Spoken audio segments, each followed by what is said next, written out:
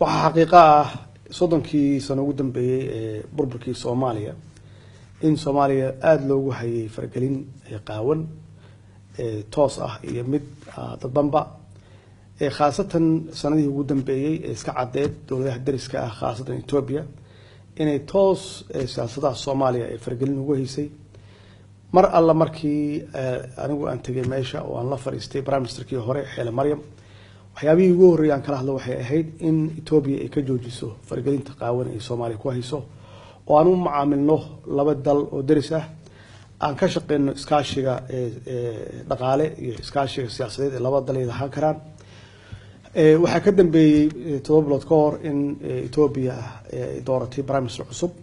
prime minister kan cusub oo hadda yimidna runtii uu ka shaqeynayo in wajiga mandaqada ama geeska Afrika isbedel weyn ku dhaco haday noqoto dhanka siyaasadda iyo dhaqaalaha annagana mar walba aan uga faa'iideysanayno in dan noogu jirto in Soomaaliya fargelinta laga dhaafo dawladaha dariska aan la yeelano wada shaqeyn iyo iskaashi prime minister kan cusubna runtii aad iyo aad ayuu u soo dhaweeyay waxyaabahan ka wada hadalna waxay ahayd sidii laba dal ay u kala faa'iideysan lahaayeen maxaan ku raahdaa haday noqoto isdhexgalka dhaqaale haday noqoto arrimaha siyaasadda naftigooda iyo amniga labada dal ka dhaxay bacdama aan nahay dawlado daris ah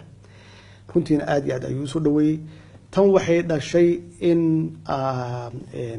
geeska Afrika runtii aan xoojino iskaashiga geeska Afrika oo dawladda Eritrea ay qayb ka tahay hadda taasna waxaan aaminsanahay iskaashigaas dhaqaalaha annaga inay dal noogu jirto bacdama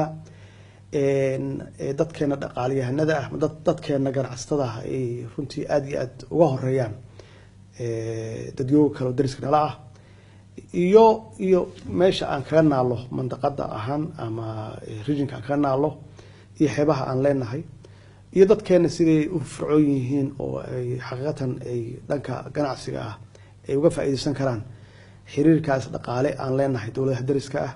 waliba aan daneynayno inaan sii ballaarino oo aan gaarsiino ilaa South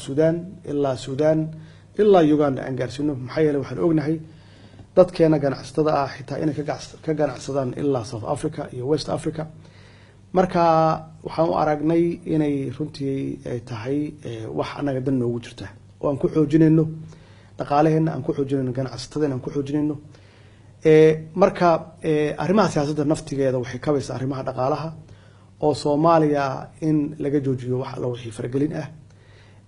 Ethiopia iyo Soomaaliya iyo Kenya iyo guud ahaan dadka dariska ahna aan wada dhaqano dad siman oo aan midka kale aanan fargelin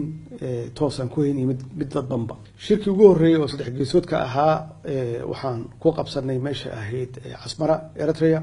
kii labaadna wuxuu ahaa usbuuci la soo dhaafay Baxardaar iyo Gondor aan ku qabsanay kan saddexaadna wuxuu ka dhici doonaa Muqdisho hadduu Ilaahay yiraahdo waxaan isku dayeynaa inaan ballaarino dadka ka soo qayb galaya oo waliba aan isku dayno ama aan ka shaqeyno in dawladaha walaalaheena sida Djibouti inaan ku cazulno iyo kuwa kale oo runtii mustaqbalka ka soo qayb gali doona iskaashigan dhaqaale ee geeska Afrika oo aan aaminsanahay kulligeen inaan ka wada faa'iideysan doono waliba Soomaalidu ay si dheeraad uga faa'iideysan doonto insha Allah